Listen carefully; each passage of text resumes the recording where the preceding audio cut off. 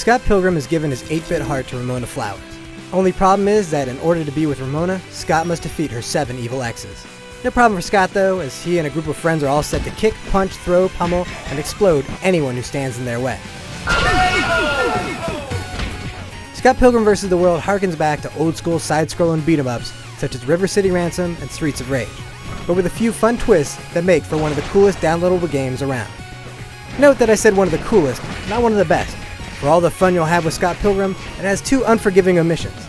No online gameplay and no instant drop-in, drop-out co-op play. That means you and 3 friends must sit on a couch together, share the same air, and start from the main menu together. Come on, even Streets of Rage had drop-in co-op. Get with the times, Ubisoft! Outside of this, Scott Pilgrim is a real pleasure to play.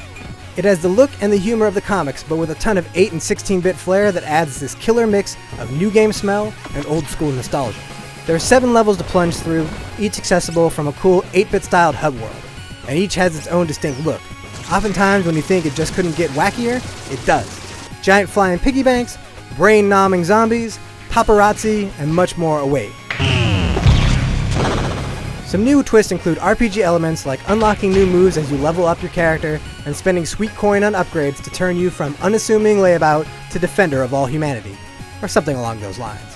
And all of this while listening to brand spanking new soundtrack from chiptune band Anamanaguchi. The music alone is worth the price. Seriously, this has got to be one of the best game soundtracks I've ever heard. It fits so perfectly, but stands strong on its own. You'll love it.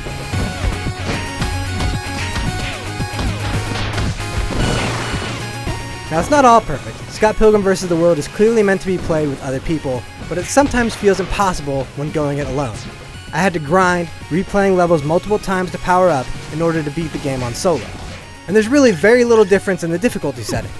While I sometimes felt totally overwhelmed by the sheer number of attackers, I'd come to a boss and be so powerful I could win in a few strikes.